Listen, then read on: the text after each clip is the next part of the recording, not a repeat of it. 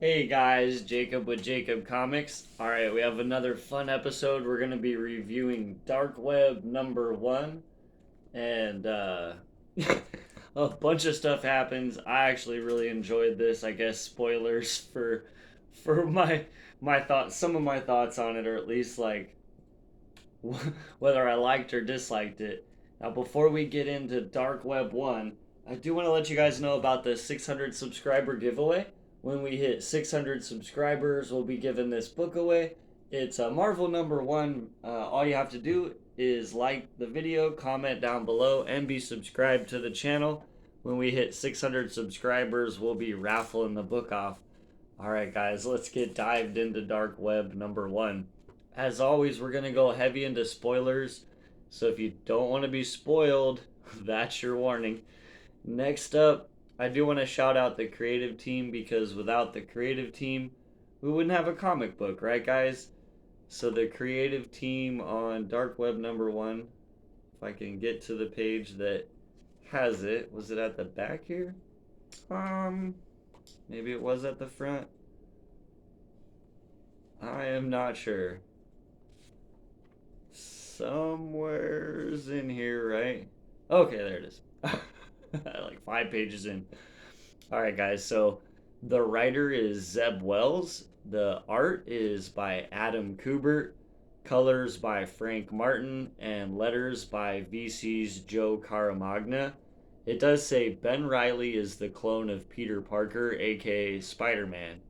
Madeline Pryor is the clone of Jean Grey, aka Marvel Girl of the X-Men. In their long and storied histories, fate has not been kind. Alone, they're the most screwed over clones in the universe.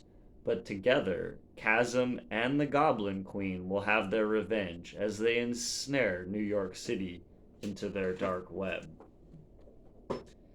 And as we start, kind of like maybe last Christmas, or in Ben's mind, actually. It says somewhere, some when, and Ben is he's kind of imagining that Peter Parker and MJ come up and sort of take all his memories and super cool art right here on this page that kind of displays a little bit of what's going on. Ben's definitely at his darkest depths right now, and Madeline Pryor says, "It's unpleasant, isn't it, to be confronted with all they've taken?" And he says, "That's the last time I take a nap down here, I'll tell you that." She says, Madeline Pryor says to Ben, "Emotion has power here. Pain and regret are currency. I've focused mine into the scythe of sorrows, a symbol by which I command the demons of limbo. To work the magic above, I need to focus your hurt into energy. So tell me, Ben, do you feel energized?" Ben says, "If pain is energy, then I'm full of it." She says, "Good. Everything was stolen from us, so let's go get it back." Get this super cool panel here of Madeline Pryor and Chasm ready to go, ready to go get their lives back as they see it, basically.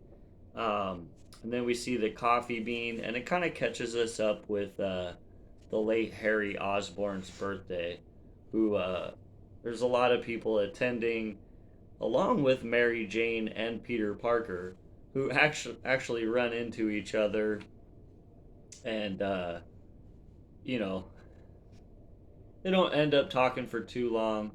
But Peter notices Norman outside, who actually bought both of them a cup of coffee.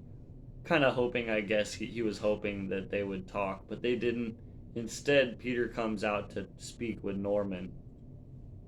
And Norman relays that he's upset about his son that's passed, and he says, I miss him. It was nice to have him around. I know that much," as he walks away. And then we go back to the baddies, and Chasm says to Goblin Queen, I don't like surprises, Maddie. She replies, oh, don't be that way. I have errands of my own to run while you go about your work. I'll need help. And so they end up kind of introducing, like I said, spoilers, guys. She's like walking up, and she's like, let me introduce you to basically one of our other companions that's going to be helping us out in this. And you see it's Venom, as we saw in Venom 13. And he is looking super, super mad, right? He goes, you said you'd help me find my son. And Madeline Pryor replies, everything we need is in New York up above, or sideways through reality, more accurately. But it feels like we're below it all, doesn't it? And Venom says, my son, now. And she says, yes, yes, we'll both get what we want, as long as we help each other. But first, Ben, would you close the door? Your mind carries a great weight, Eddie. Let's lighten the load. And she seems to have him in this kind of a room where she did the same thing to Ben, where she's able to kind of like meld a person to her will, right? And then we see the X-Men kind of walking around New York during Christmas, and they notice that something's not quite right, right? And then so we go back to, you know, the bad, the place that Goblin Queen's in rule of, right? And they're hanging out, and she's kind of playing this chorus, and she asks the two that are with her, which is Chasm and Hollow's End. She says, do you like my song? And Hollow's End says, it sounds great, Maddie. And Goblin Queen says, their spirits are primed. Should I play on? Their essence will seep into the earth realm, corrupting it to our purpose. Should I play on? Our great work has begun, and there's no turning back, so what do you say? Should I play on? As Hollow's Eve says, definitely. And Chasm says, play on, as they continue to play their music. And we get kind of this really cool display of how each time she smashes the keys on her piano, it kind of irks Peter's spider sense, and a bunch of stuff in Central Park starts turning into demons, is the best way to describe it. And so Peter's there, and he goes, I wish I was dreaming, but my spidey sense doesn't lie. Things are going crazy in a way I wish I hadn't seen before. Gotta help. Gain some altitude, get a lay of the land, prioritize, make a plan. I've been here before. As he gets to the top of the building, and he's, you know, Superman style, torn off all his civilian clothes to reveal the Spider-Man clothes, and he gets to the top of this building to get the lay of the land, and just sees, I love this one, so definitely gonna show this one. And we see he's just like, oh my gosh. there is all kinds of evil goblins about, and bad stuff is happening to Central Park here, or Rockefeller Center. He says this is why I never go to Rockefeller Center around Christmas. And then down below, the X-Men, who were, you know, just walking around kind of enjoying the festivities, have jumped into action. And Iceman saying to Alex Summers, he says, Alex, I don't want to insinuate, but I'm going to do it anyway. Heard from your girlfriend lately? And Alex Summers says, Madeline's not my girlfriend. As we see Marvel Girl thinking, the emotional energy powering these things is a similar flavor, but I'm not sensing Madeline anywhere nearby. And Cyclops says, I don't think we're in benefit of the doubt territory, Jean. Maybe giving a woman called Goblin Queen the keys to Limbo wasn't the best idea. And we see back in Limbo, Madeline says, they certainly know I'm my own boss now. How does it feel to be home, Eve? And she says, like punishment, like it always did. And she says, then let's not dally. Time to raise a little hell with your new friend, Hallows Eve. Meet. Where is he? Eddie? Get a move on. As she orders Hallows Eve in, noticing that Venom uh, has already jumped through her portal to wherever, right? And then we see Chasm by himself has jumped through the portal to talk to Norman Osborn, and he says, "Hi, Norman. Remember me?" Norman says, "You sound like Peter." As Ben replies, "I do, I do," or "He sounds like me." But I don't want to get into that. The name's Ben Riley. Ring any bells? He replies, "You know it does. What do you want?" As Ben Chasm says, "Ha, that's a tricky question. There's an answer. I'm just saying it's tricky because my memories, well, some of them were Peter's and some of them were mine. I lost all of Peter's. He won't give them back. And I'm gonna be honest, I think some of those were important. Worse, I didn't even keep all of mine. The ones I do have are mostly bad. Turns out they tend to make the biggest impression. You know, the pain, the betrayals, the being fooled into thinking I was the real Spider Man, only to have it yanked out from under me, my whole identity. And then I was incinerated. That part's foggy. I guess what I'm trying to say, Norman, is I really, really remember you. As Norman's starting to realize the weight of the situation, and he goes, "Gold glider, voice key, 9-5." At the same time, Chasm jumps into action, kicks him dead in the back, sends him sprawling into the wall, where he smashes against the wall, falls down, spitting blood. And Chasm says, "Everything's get settled tonight, starting with you." As Norman Osborn replies, "Sorry, tonight's bad for me." As his gold goblin comes flying over Chasm's head, he goes, "Yikes, careful, Norman." And Norman says, "I want nothing more than to make amends for what I've done. But you bruised a kidney, and I think you mean my friend harm. So now we dance." As we kind of get this, what's going on that page there, I thought it was kind of a cool spread of leading into the big battle here between Chasm and Norman Osborn, which does not go well. Right off the bat, Chasm is like, Ben Riley says, "Fantastic story.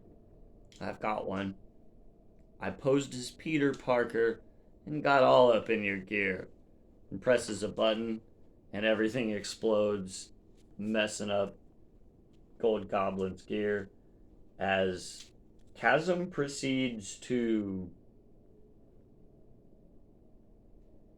basically beat him half to death. He gives a lot of thuds. He says 4 amends, 5 amends, keeps kind of punching on before. And then we go back to Madeline, Hallows Eve showing up to where Venom is, and whatever those three are gonna do, right? And Madeline says, "I've had quite enough of that. We had an agreement." And Venom says, "That was before." Madeline says, "Before what exactly?" And Venom says, "Before we knew he was here. We will kill him finally. We will have our vengeance." As Madeline says, Ben and I tried to make him malleable, but We may have taken too much from him. And Hallows Eve says, yeah, I would say so. As you see Venom jumping towards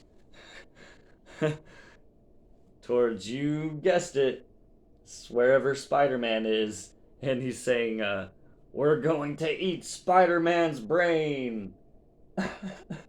I'm I'm sorry. I'm sorry. I had way too much fun with this. It's like an old school Venom. They turned him back into old school Eddie Brock, and all he knows is his hatred for Peter Parker. Oh man, our heroes are definitely gonna.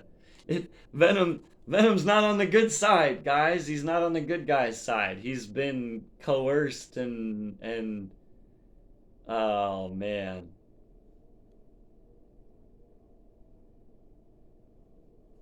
Dark Web gets a thumbs up so far. I'm definitely impressed. This has been super fun.